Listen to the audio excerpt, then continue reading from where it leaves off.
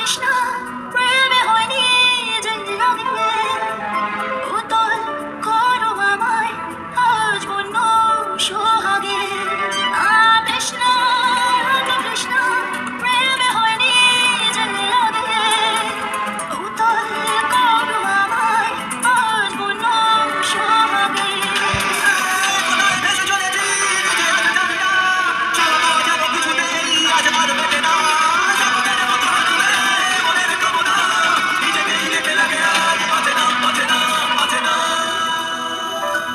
বাতাসে গুনগুন এসেছে ফাগুন বুঝিনি তোমার শুধু ছোঁয়ায় এত যে আগুন বাতাসে গুনগুন এসেছে ফাগুন বুঝিনি তোমার শুধু ছোঁয়ায় এত যে আগুন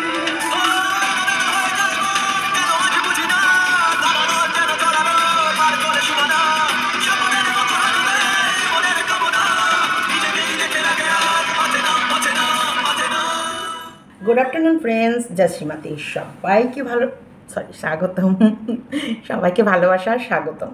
তা তোমরা সবাই কেমন আছো? ঈশ্বরের কৃপায় সবাই ভালো আছে, আমিও ভালো আছি। বাতাসে গুনগুন, জানি না প্রেমে যে এত আগুন, তৃষ্ণা এত তৃষ্ণা টেপির মেটাবে কে জানে, আগুন শরীরের আগুন জল ঢেলে নেভাবে কে জানে, মানে নেভাবে কে কে জানে। যাই হোক, আমার টেপিকে নিয়ে তো অবশ্যই ভিডিও। টেপি বাড়ি ছেড়ে দিল, বাড়ি ছেড়ে ফ্ল্যাট ছেড়ে। আজকে আমার আরেকটা গানও গাইতে ইচ্ছে করছিল, বিশ্বাস করো। যে ঘর ভাঙা এক পথিক, হ্যাঁ, সেই গানটা খুব গাইতে ইচ্ছে করছিল, মানে দিতে ইচ্ছে করছে, কিন্তু গানে গানে ভরে যাবে। আমি অ্যাকচুয়ালি তোমাদের সাথে গল্প করব, মনের কথা বলবো, সেখানটায় এত গান দিলে তোমাদের মন বোরিং ফিল হবে। তৃষ্ণা প্রেমে তৃষ্ণা গানটা অসাধারণ ছিল, এবং এই গানটা আজকে আমার বহিন সকালের ভিডিওতে দিয়েছে, মানে কালকে গিয়েছে। বহিন তোর কপিরাইট আসেনি, তার মানে আমরা গানটা তোর ওইরকম পাখা চলছে, ভরভর ভরভর ভরভর করে একটা হাওয়ার আওয়াজ আসছে, সেখানে তোকে কপিরাইট দেবে তো দেবে কী করে? দেখ বহিন, আমরা তো জটিলা কুটিলা অবশ্যই ঝামেলা থাকবেই। তার মধ্যে তুই আজকে ভাই সন্দীপকে নিয়ে ছিঁড়ে আটি বাঁধার গল্পটা বলেছিস। তাছাড়াও বলেছিস যে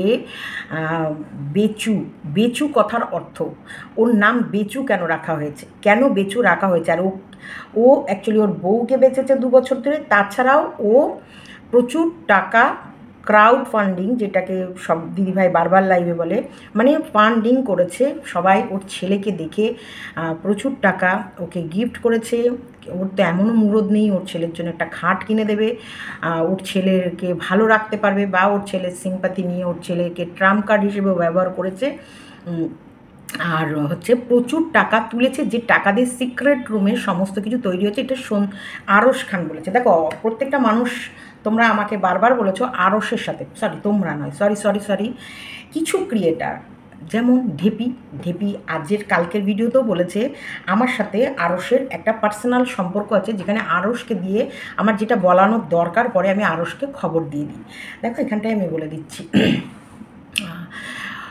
আরশ বলেছে ওই সিক্রেট রুমের টাকা ওকে প্রচুর লোক বাইরে থেকে দিয়েছে, এবং পুরো রুমটাই নাকি সিক্রেটভাবে তৈরি হয়েছে বাইরের লোকের টাকায়। একদম রং কথা, এটা পুরোটাই রং কথা। ও বলেছে বাইরে থেকে প্রচুর টাকা আসার কথা ছিল, এবং সেটা দেয়নি ওর ব্যবহারে।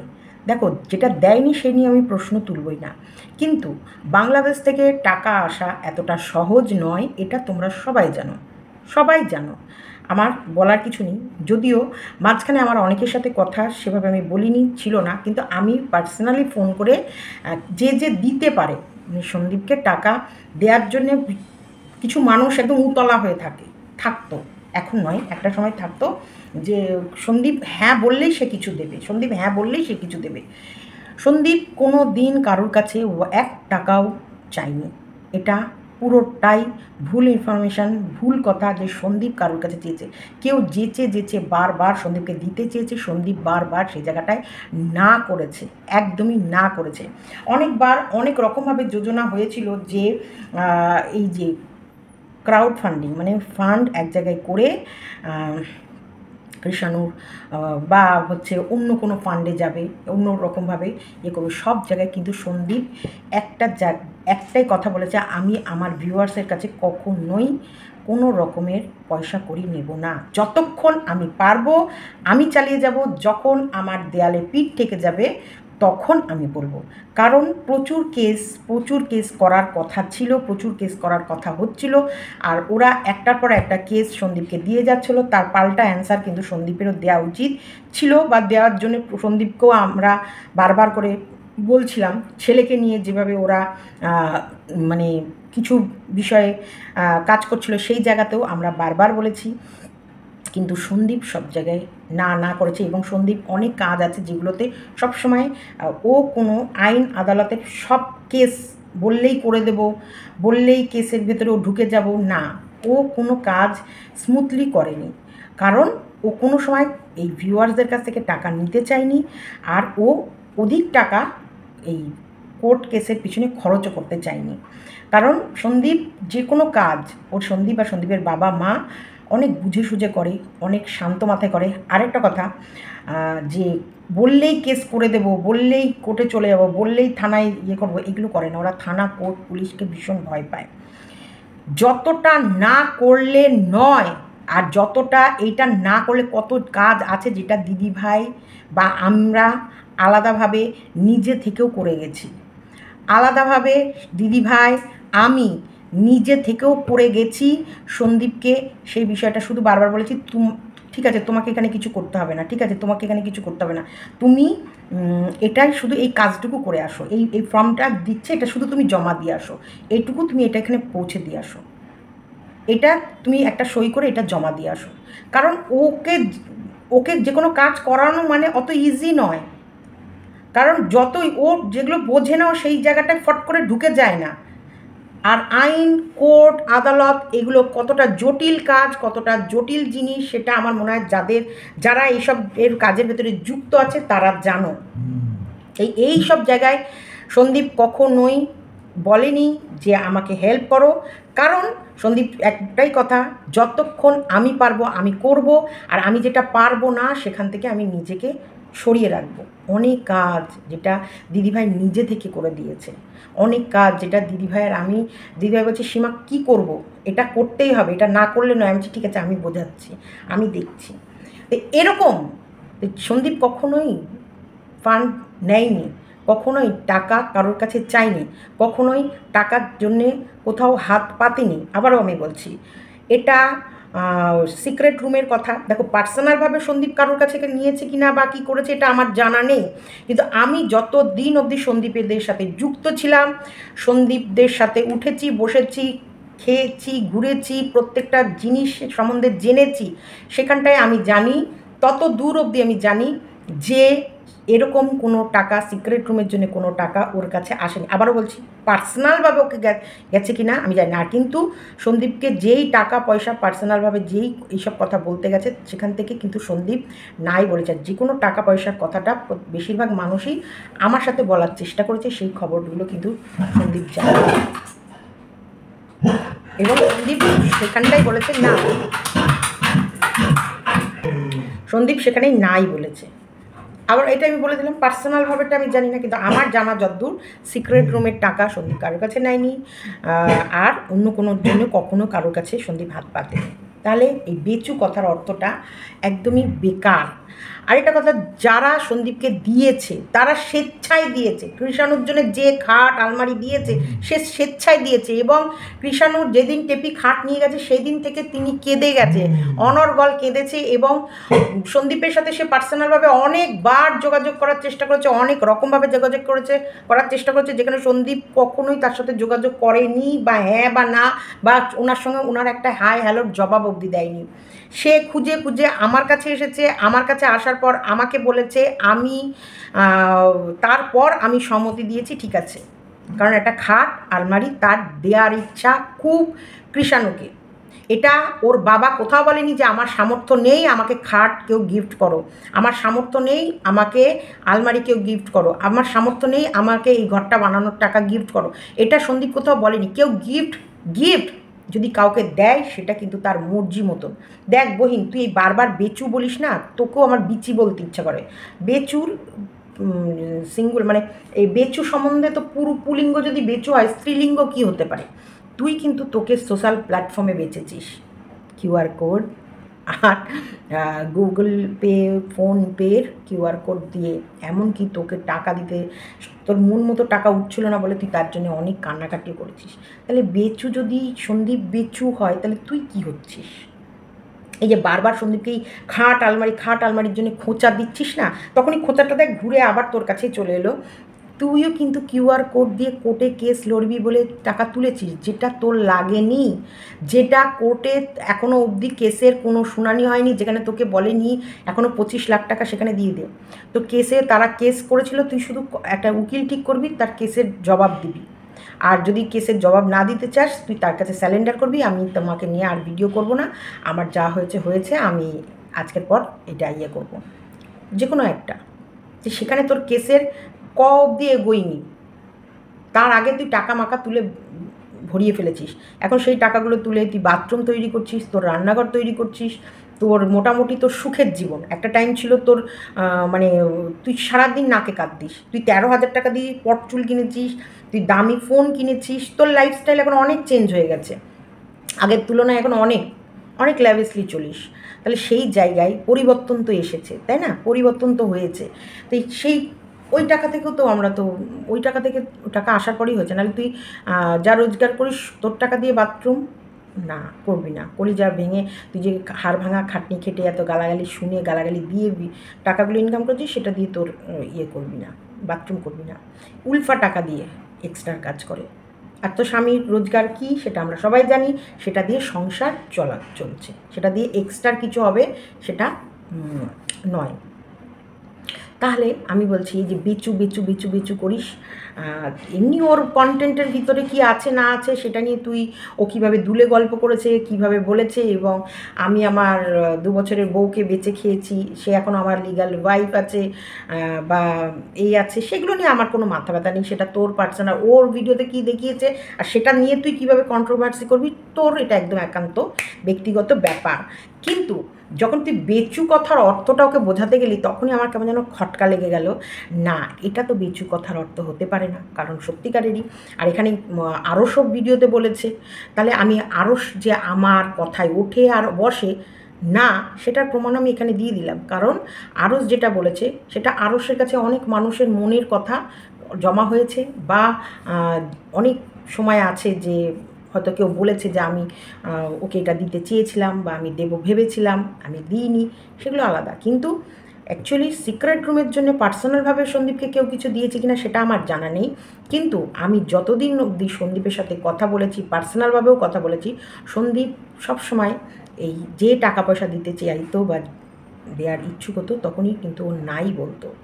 এছাড়াও বড় মাপের ষড়যন্ত্র তো হয়েই ছিল, সেটা তোমরা জানো, যে টাকা ফান্ড করা হবে, কিন্তু সেখানে সন্দীপ আর আমি দুজনা মিলে ডিসিশান নিয়েছিলাম পার্সোনালভাবে যে না, এরকম কোনো কাজের ভিতরে আমরা ঢুকবো না। কারণ আমাদের ভিউয়ার্সরা কিন্তু আমাদেরকে ভালোবাসে, বিশ্বাস করে, তাদের ভালোবাসা বা বিশ্বাস নিয়ে আমরা কখনোই ছিনিমিনি খেলবো না। এটার হিংস আমি তোমাদেরকে অনেক আগেও একটা ভিডিওতে দিয়েছিলাম, এবং সেটার নামও তোমাদের আমি বলেছিলাম।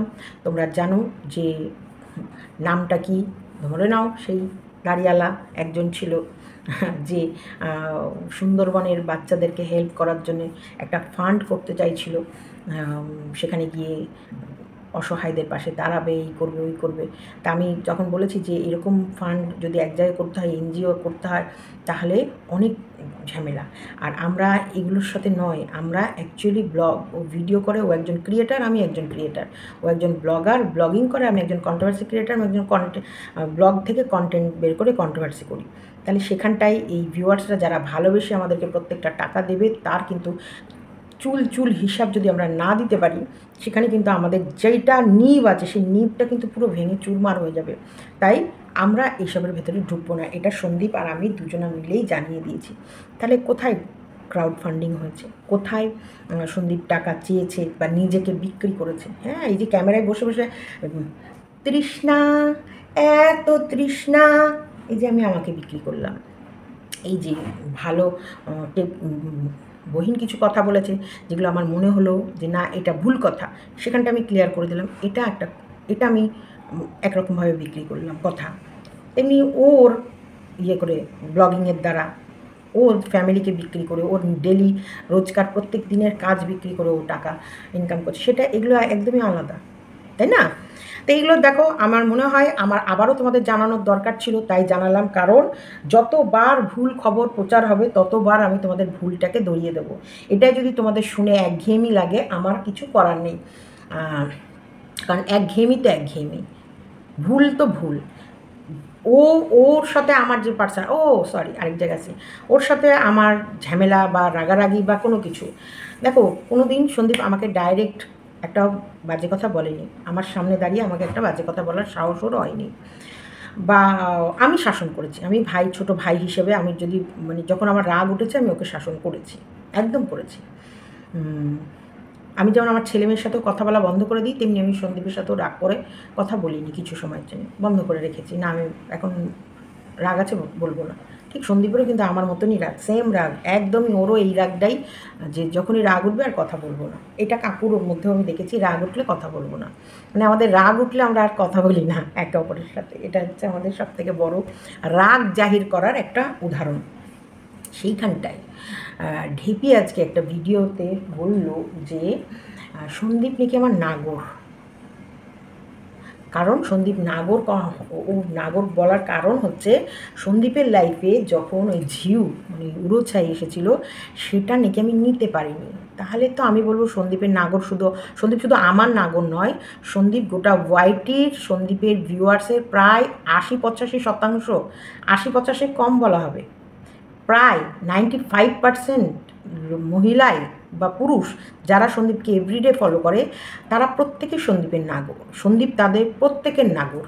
তার মানে মা, দিদি, কাকিমা, জেঠিমা বলে ওয়াইটিতে সন্দীপের কেউ নেই, সবাই সন্দীপের নাগরই, কারণ তারাও চায়নি উড়ো ছাই সন্দীপের লাইফে থাকুক। কি আমি ভুল বললাম না ঠিক বললাম? কমেন্ট বক্সে অবশ্যই লিখে জানিও। যে সন্দীপের লাইফে কোনো মহিলা এসেছে সেটা আমার সহ্য হয়নি, তার কারণ সন্দীপ আমার নাগর, অ্যাকচুয়ালি ওর ঘরের লোক।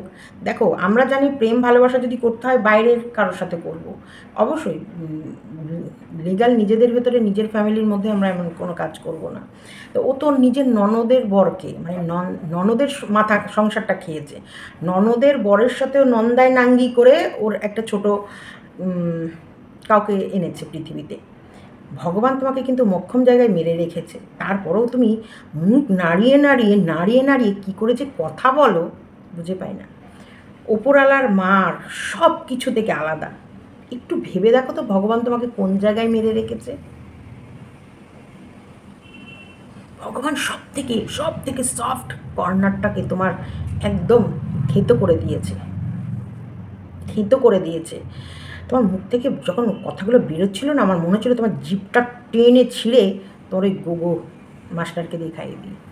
মনে হচ্ছিলো তোমার জিভটাকে টেনে যখন নাগর কথাটা বললে না, মনে হচ্ছিলো জিভটা করে মুখের ভেতর থেকে হাত ঢুকে জিভটাকে টেনে বের করে নিয়ে এসে গোগো মাস্টারকে, ক্রাইম মাস্টার গোগোকে দিয়ে খাইয়ে দিই। পিস পিস করে কেটে ওটাকে একটু হলুদ দিয়ে ফুটিয়ে, টকবক করে ফুটিয়ে ওই ক্রাইম মাস্টার গোগোকে দুটো ভাতের সাথে মেখিয়ে দিয়ে দিই। লজ্জা করে না? লজ্জা করে না? আমার কাছে ছুটে তুমি এসেছো, আমাকে তোমার বাড়ি তুমি একবার বা দুবার ভুল করোনি, তুমি অনেকবার ভুল করেছো। তোমার বাড়িতে যাওয়ার জন্য আমাকে অনেকবার সেধেছো, কিন্তু তোমার বাড়িতে আমি যাইনি। কেন যাইনি? তোমার বাড়ির পরিবেশ আমার পছন্দই হয়নি। তোমার বাড়িতে একটা রাত থেকেছি একটা খাটের মধ্যে, আমরা সবাই মানে সবাই, ওর হাজব্যান্ড, ওর ছেলে, আমি, কোনো মতে রাতটুকু কাটানো।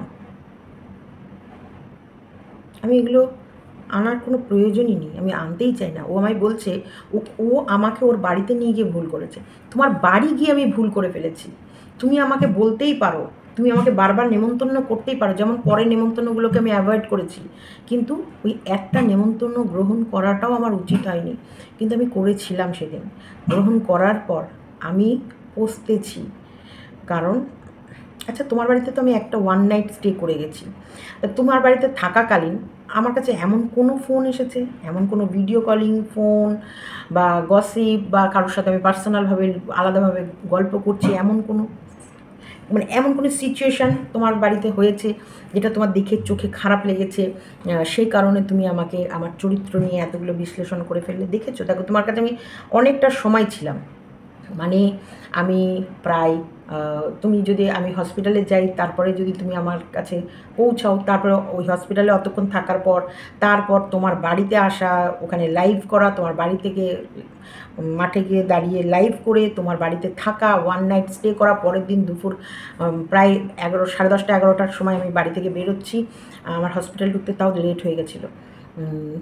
ততক্ষণ অবধি এমন কোনো ফোন কল, এমন কোনো সিচুয়েশান বা এমন কোনো কিছু যেটা তোমার দেখে দৃষ্টিকটু লেগেছে বা তোমার মনে হয়েছে যে না, সীমাকে মনে হচ্ছে যে সীমা অন্য কোনো কিছুর সাথে যুক্ত আছে?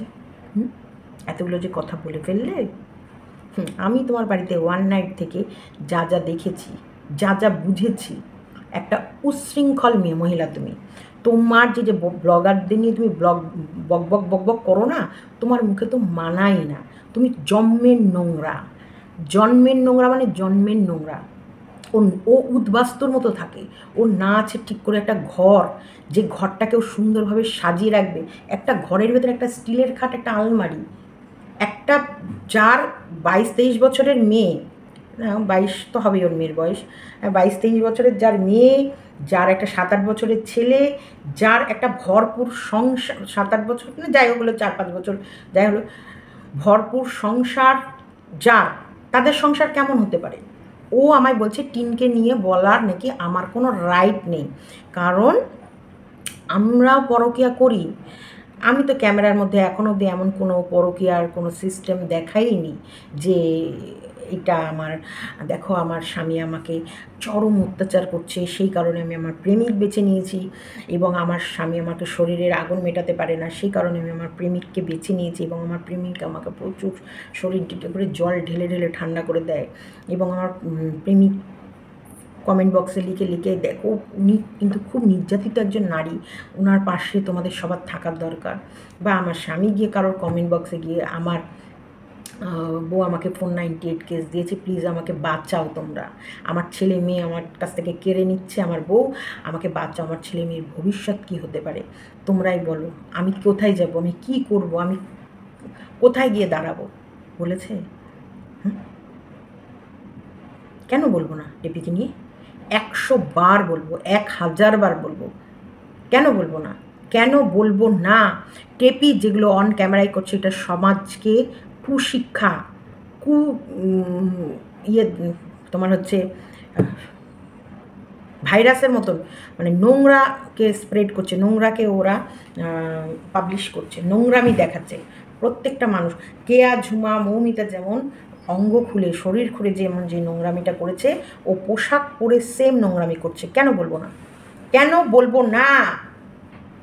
আমার প্রেমিক এসে কোথাও কমপ্লেন জানিয়েছে যে আমাকে ছেড়ে আমার গার্লফ্রেন্ড দেখো আরও একটা বয়ফ্রেন্ড খুঁজে নিয়েছে? বা কোথাও গিয়ে আমার গার্লফ্রেন্ড দেখো তার হাজব্যান্ডকে ডিভোর্স না দিয়ে সংসার করাকালীন আমার সাথে আবার আরেক জায়গায় গিয়ে 7 পাকে নাটক করতে করতে সিঁদুরদান অবধি হয়ে গেছে? বলেছে? হ্যাঁ, ভদ্র রয়েছি, ভদ্র কথা বলছি, সুষ্ঠুভাবে রয়েছি, ভাল লাগছে না? না, হ্যাঁ, আমার পাটা আমার ওখানে কী করে গুজবো? আমার পাটা তোমারও ওইখানে একবারে খপাত করে গুজে দেবো, তোমাকে একবারে চিৎ করে ফেলবো, আর ওই বহিনকে বলবো 2 ঠ্যাং ধর। যদিও বহিনের শক্তি নেই, হবে না, ওকে বলো তুই হাত দুটো ধরে থাক, দুটো ঠ্যাংকে আমি 2 দিকে আলাদা করে আমার এই পাটা তোমার ওই জায়গায় একবারে ঘপাত করে ঢুকিয়ে দেবো, ঘপাত করে ঢুকিয়ে একবার পাটাকে ঘুরিয়ে দেবো। এতটা নোংরা তুমি। নন্দাইয়ের সঙ্গে খুব ভালো লাগছিল না? ভুলবশত ভুল ভুল পদ্ধতিতে হয়ে গেছে নাকি, নাহলে এরকম হলো কেন, মানে ফলটা এরকম হলো কেন? যদিও ফলের ওপরে তো তোমার থাকবে না, ওটা ভগবানের কৃপা। তার মানে তোমার ননদ ভগবানকে এতটাই ডেকেছে যে তুমি ওর বরের সাথে নাঙ্গিগিরি করছিলে, তোমার ননদ দেখে ভগবানের কাছে মাথা ঠুকছিল যে হায় হায় আমি কি দেখলাম, আমার বরের সাথে আমার নিজের বৌদি এইরকম ফাঁক করে ঢুকাচ্ছে, দেখে মনে হয় ভগবানের মহাদেবের কাছে গিয়ে মাথা ঠুকেছে। এবার তোমার তো নন্দায়ের পড়েই গেছে ওটা, তাই মহাদেবের ভক্ত ঠিকই হয়েছে। একজনের সংসার খেয়ে, একজন নিজের ঘরের লোকের সংসার খেয়ে, তার হাজব্যান্ডের সাথে নাঙ্গিগিরি করে, তার হাজব্যান্ডের ওই ড্রপ 2 ফোঁটা ড্রপ নিয়ে তুমি যাকে, নাহলে এতটা ডিস্টেন্সের যাকে এনেছো, ভগবান ওপরে আছে, লজ্জা করে না? আবার অন্যের বিচার করতে বসো। তুমি তো কণিকাকে নিয়ে কন্ট্রোভার্সি তোমার করাই উচিত হয়নি। কণিকা যতটা কাজ করতে পারে, যতটা ব্লগিংয়ে ও নিপুণ ছিল, হ্যাঁ, এবং পরিশ্রম করতো, প্রত্যেকটা গাছের যেভাবে যত্ন করে এবং হাজব্যান্ডকে যেভাবে খাওয়ায় দাওয়ায়, তোমার মুখে মানায় কণিকাকে নিয়ে কন্ট্রোভার্সি? হ্যাঁ, তুমি কি করে কন্ট্রোভার্সি করো ব্লগারদের নিয়ে? নিজে একটা নোংরা, যেমন রান্নাঘরে মানে ওই গোগোকে, ক্রাইম মাস্টার গোগোকে ধরে যদি পাছা খুঁচিয়েও দেওয়া হয় না, তাতে ওর বেসিনে বা ওর রান্নাঘরে পটি করবে না, এত নোংরা ও এত নোংরা। ও ওপর শুধু কাজ করে। ওর ফ্রিজটা দেখলে তোমার ঘেন্না লাগবে, বাইরে কিছু না, ওর ফ্রিজের বাইরে আর ভেতর দেখলে তোমার ঘেন্না লাগবে তোমাদের। ও বড় বড় লেকচার মারতে বসেছে, চাল মাপি, কি চাল, কাঠ চাল, কিসের চাল, চুলো কি চালের গল্প তো কিছুই তো বুঝলাম না। তুমি আমার সাথে আমাকে খুঁজতে আমার বান্ধবীর বাড়ি অবধি চলে এসেছো, দেখেছিলে যেদিন আমার বান্ধবীর বাড়ি এসেছো, সেখানে কি আমার বয়ফ্রেন্ডকে দেখছিলে আমার সাথে শুয়েছিল, দেখেছো?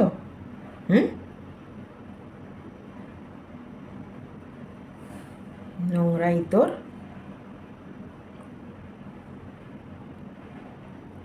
প্রচণ্ড নোংরা। অ্যাকচুয়ালি আমাকে গাটারকে তোর ঘরে ঢোকানোর জন্য তুই ব্যস্ত ছিলি, তারপরেও একবার দুবার নয়, তারপরেও গাটারকে কন্টিনিউ ফোন করে তোর বাড়ি যাওয়ার জন্য পায়ে তেল মাখাতিস। এই গাটার তোর বাড়ি অবধি যায়নি, কারণ তোর বাড়িতে এত গাটার দেখে আমার তো আমি এত মানে আমার নিজে থেকে ঘেন্না লেগেছে যে এর ঘরে আমি মানে আমার রুচি, আমার প্লেট পরিষ্কার না থাকলে আমি খেতে পারি না। দেখো গ্লাসে আমি জল খাই, শুধু গ্লাস বলে না, আমার প্রত্যেকটা বাসন, আমি প্রত্যেকটা মানুষকে প্রত্যেকটা ভ্যারাইটিস ইয়েতে খেতে দিতে ভালোবাসি। কিচ্ছু নেই ওর ঘরে, একেবারে উদ্বাস্তুর মতো, মানে না থাকলেই নয়, যেগুলো একেবারে এমার্জেন্সি দরকার ওইগুলোই নিয়ে চলে। পারবে তুমি?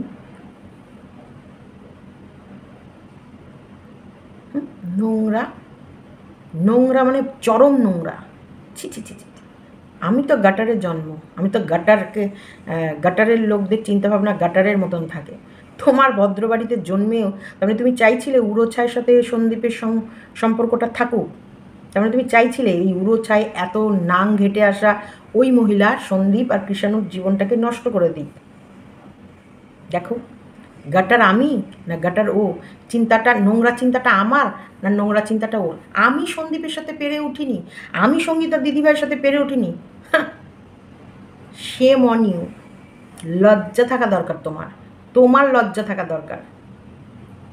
না আমি সন্দীপের সাথে পিরিত মারতে যাই, না আমি দিদিভাইয়ের সাথে কোনো রকমভাবে মানে ভালোবাসার গল্পে জড়িয়ে থাকতে চাই। আজকে দিদিভাই বলতে পারবে না কোনো জায়গায় আঙুল তুলে সীমা এই কাজটা করেছে, আমি প্রত্যেকটা জবাব আমি দিয়ে দিতে পারবো। উনি যদি আমাকে একটা আঙুল দেখিয়ে বলে সীমা এইটা তুমি করেছো, এটা ভুল, আমি সাথে সাথে তার অ্যান্সার দেওয়ার ক্ষমতা রাখি। আর ইয়ের সাথে সম্পর্ক কী নাম যেন, সন্দীপের সাথে আমি পেরে উঠবো না।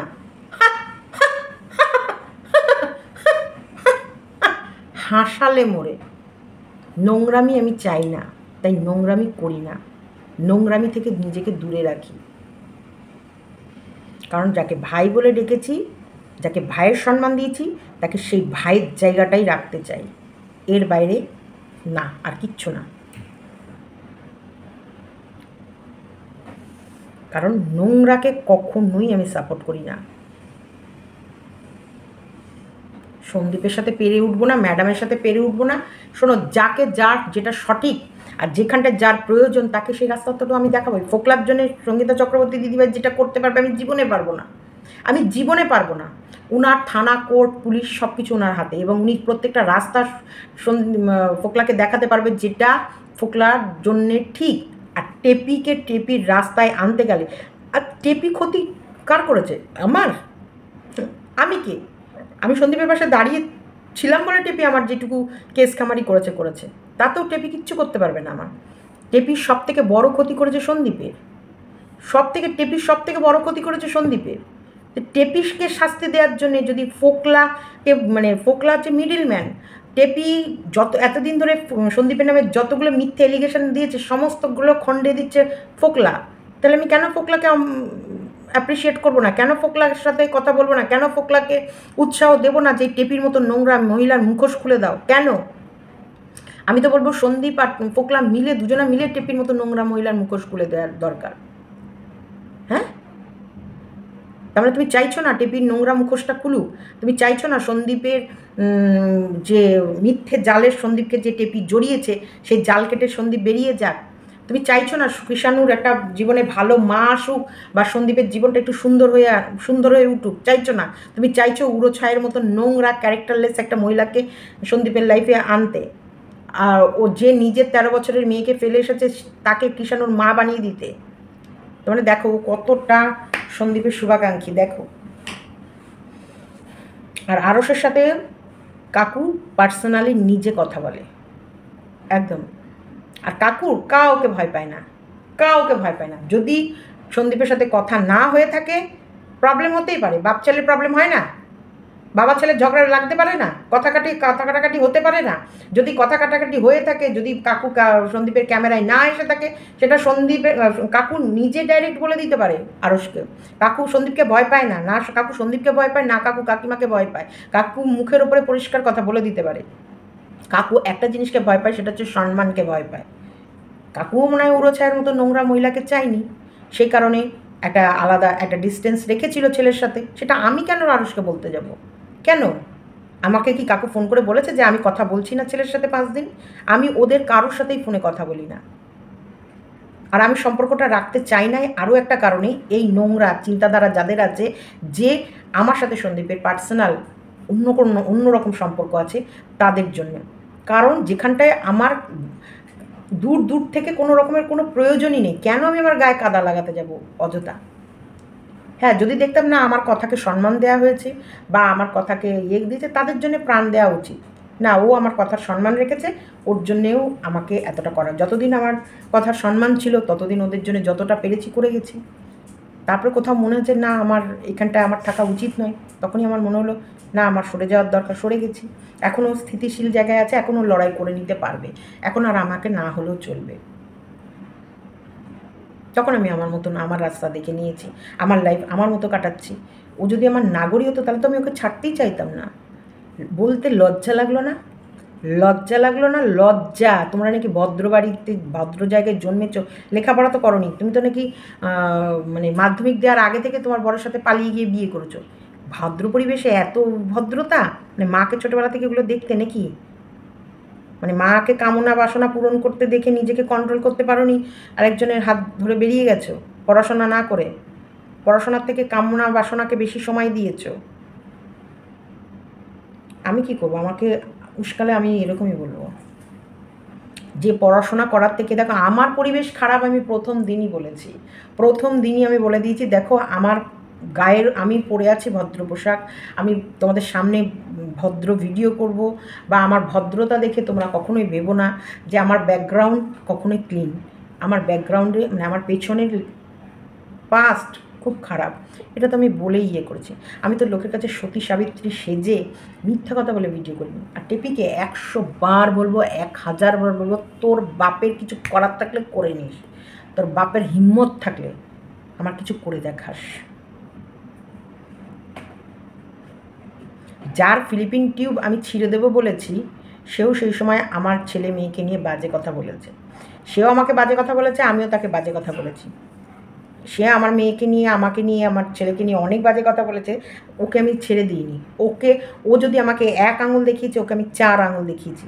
ওর প্রত্যেকটা কথার আমি যোগ্য জবাব দিয়ে দিয়েছি। তারপরে ওই আমার সাথে স্বেচ্ছায় হাত বাড়িয়েছে, তার জন্য আমি ওকে সাদরে গ্রহণ করে নিয়েছি।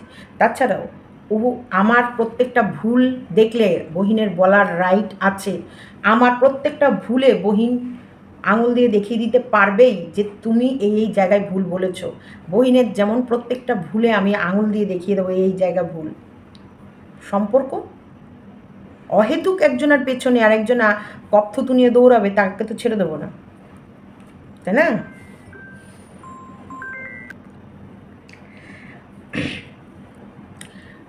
ফোন চলে এলো আমার মেয়ের। ও ভালো লাগে না আমার। তো এই যে ও আমার প্রত্যেকটা ভালোতে বলবে, আমি ওর প্রত্যেকটা ভালো যেখানটায় দেখবো যে ওর পেছনে অহেতুক লাগা হচ্ছে, সেই জায়গায় আমি অবশ্যই তার গোষ্ঠীর ষষ্ঠী পুজো করে দেবো। বিশেষ করে মর্কটের তো মুখ খোলাই উচিত নয় ওর এগেনস্টে। মর্কটের মুখ খোলাই উচিত নয় ওর এগেনস্টে। যেমন গাটার তুমি তোমার হাজব্যান্ডকে নিয়ে ড্রেনের জল খেয়ে এখানে বসেছ।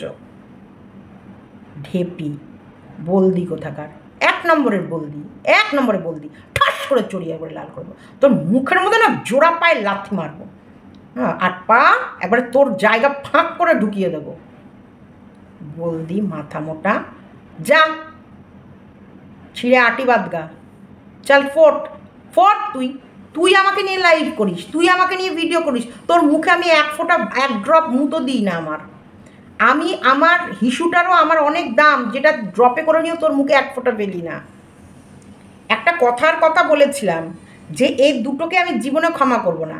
তোরা দুটোই আমার পায়ের তলা চাটতিস, দুটোই। তোদের দুজনারই গায়ে আগুন লেগেছিল, তোকেও আমি কিছু বলিনি, তোর চিরবির করে উঠেছিল। তোর ওই মর্কটকেও আমি কিছু বলেছিলাম না, মর্কটের চিরবির করে উঠেছিল। কারণ তোরা জানিস আমি কি। ফোন করতিস কেন আমায়, ডাকতিস কেন তোর বাড়িতে? নির্লজ্জ বেহায়া।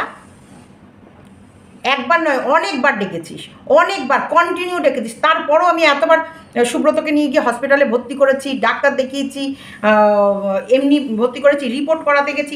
কবার তোকে ফোন করে কবার তোকে আমি বলেছি? কোনো দিন তুই আমায় বারবার ডেকেছিস, যখনই তুই ভিডিওতে দেখেছিস তুমি বারবার আমায় ডেকেছিস, সীমা তুমি এলে না, তুমি এবার এলে আমার বাড়িতে উঠো, তুমি এবার এলে আমার বাড়িতে উঠো। আমি যাইনি তোর বাড়িতে। একটা খাটের মধ্যে কী করে ঘুমাবো ওর বাড়িতে? একটা খাট, আমার মনে হয় ওর বর বোধহয় সারা রাত বসেই কাটিয়েছিল, যে একজনের তো ঘুম ভাঙবে, সরবে। কেউ পায়ের কাছে ঘুমাচ্ছে, কেউ মিডিলে ঘুমাচ্ছে, সঠিকভাবে বালিশ নেই। ওর মেয়ের ঘরে একটা সিঙ্গেল খাট ওর মেয়ে ঘুমানোর মতনই। সেই সময় তোর মেয়েও ছিল, মেয়ের ঘরে মেয়ে চলে গেছে। একটা স্টিলের খাট, যে খাটটা তোমরা দেখেছো, ওই খাটের ভেতরে ওর ছেলে, ও, আমি, ওর বর বেচারি বোধহয় চেয়ারে মেয়ারে বা এখানে ওখানে বসে বসে কাটিয়েছে। তারপরে যখন একেবারে ঘুমে ঢুলে পড়েছে তখন হয়তো এসে শুয়েছে, বা আমার এখন মনেও পড়ছে না যে অ্যাকচুয়ালি ওর বর কোথায় ঘুমিয়েছে।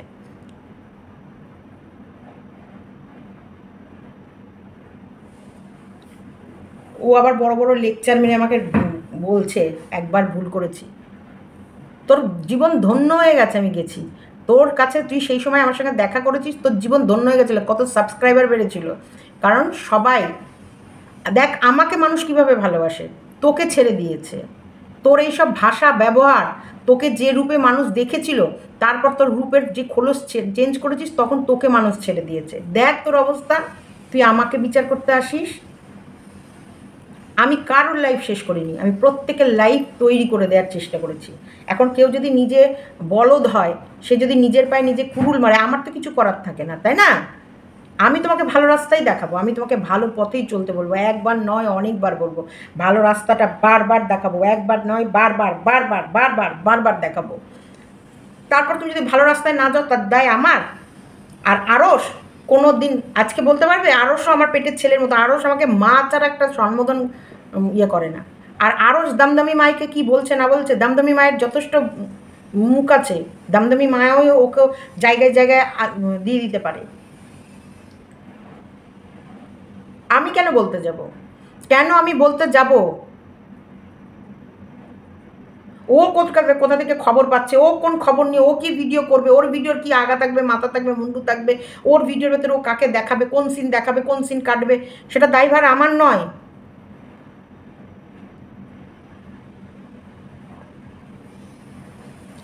যেমন একবার বলেছিলাম দিদিভাইকেও বলেছিলাম, দিদিভাই আমি আরসকে ভালোবাসি, তুমি আরসকে ক্ষমা করে দাও।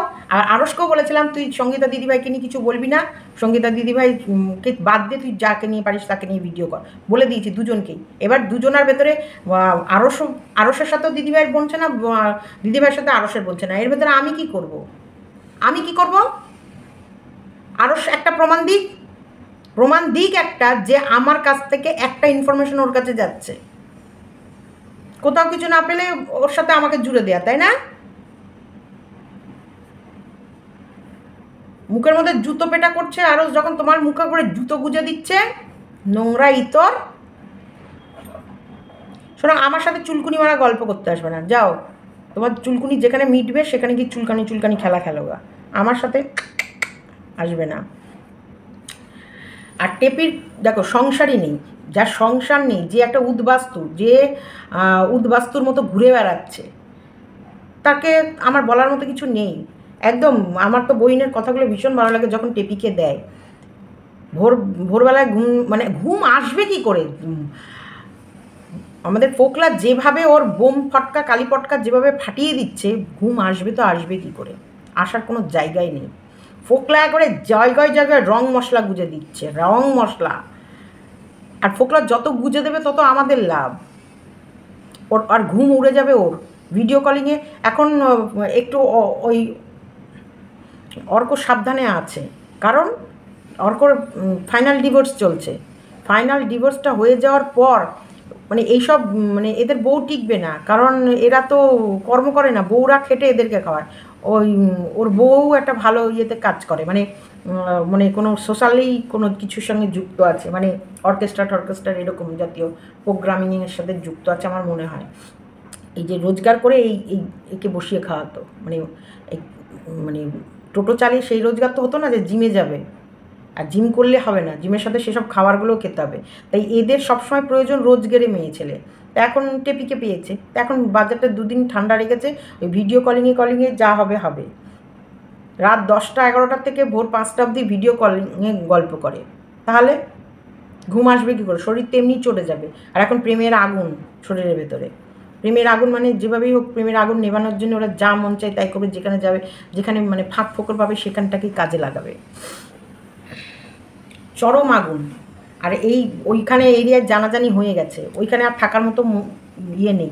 দেখো, টেপির 5 বছরের রোজগার নিয়ে গেল ওর স্বামী, আর 2 বছরের রোজগার নিয়ে গেল প্রেমিক। তাহলে টেপির কোথাওই দোষ নেই, সব দোষ পুরুষদের। হ্যাঁ, শুধু ওর কাছ থেকে ওকে ও হলো কামাইয়ের মেশিন, ওকে দিয়ে কামাই করায় আর তারা নিয়ে নেয়। ভাবতে পারছো তো টেপির পোড়া কপাল? এও বাড়ি গুছিয়ে নিল, ও বাড়ি তৈরি করে নিল। নোংরাদের কপাল পোড়াই থাকে, এগুলোকে বলে ভগবানের মার।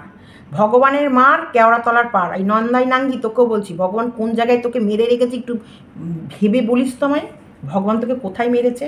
লজ্জা থাকলে না তুই মুখ খুলতিস না, নির্লজ্জ বেহায়া। লজ্জা থাকার দরকার তোর। ননদের সংসার খেয়েছিস, ভগবান তোকে আসল জায়গায় মেরেছে। জানোয়ার মেয়ে ছেলে। ভদ্রতার মুখোশ পরে তুমি ঘুরে বেড়াতা না? তোমার মুখোশ কি সুন্দর বলতাম না, সব মুখোশ, ওই সুন্দর মুখোশের পিছনে যে হিংস্র চেহারা আছে সেটা আমি দেখে ফেলেছি। তোমার ওই সুন্দর মুখোশের পিছনে তোমার ওই পুচকি পাড়া নখ টিপে মেরে করে মোটকে দেবো। আমার দাঁতের ওপর উঠে তুই ইয়ে করবি না, তোর এই পুটকে পড়া নখ এরকম করে ধরে মুটকে দেবো। তোর দেখেছিস কোদালপানা দাঁতগুলো? আমাকে সন্দীপ বলছে, আচ্ছা তোমার সবাই তোমার দাঁতের পিছনে পড়ে থাকে কেন গো? কি আমি তো দেখে কিছু খুঁজে পাই না, একবার বলছিল। দেখাও তো তোমার দাঁতটা কেমন। তখন আমি এমন করে দেখাচ্ছিলাম। এই দাঁতের এগুলো করতে না খরচ আছে, পয়সা লাগে। তোর তো একটা খাট কেনার মতন মুরদ নেই। নির্লজ্জ বেহায়া, বড় বড় বুকলিং মারিস। কি জানি কি খায়। আমি ওসব কিছুতে যেতে চাইছি না। চলো টাটা। তাই এইসব টেপির মতো জাতিকার নারীদের সংসার কোনোদিন হবে না। এরা এরকম উড়ে উড়েই বেড়াবে। এরা ঘর পোড়া, এদের ঘর ছাড়া গরু। এরা যে গরু গু খায় তাকে আর বাড়ি ফেরানো যায় না, ও ঘুরে ঘুরে গুই খায়, বুঝেছ? নাং ধরা বিজনেস হয়ে গেছে। এরা পুরুষ ছাড়া চলতেই পারবে না। আর পুরুষ যোগান দিতে ওর বাপের বাড়িটাই লাগবে। ওর ভাই টোটো করে এনে আর মা পাহারা দেবে, ও পুরুষকে নিয়ে কী করে। একজনা লিখেছে কমেন্টে, আমাদের অর্কর জামাইবাবু কই গো, গেল না তোমার সঙ্গে। চলো টাটা, বাই বাই। ভিডিওটা এতটুকু রাখলাম। ভালো লাগলে লাইক, কমেন্ট, শেয়ার এবং চ্যানেলটিকে সাবস্ক্রাইব করে নিও।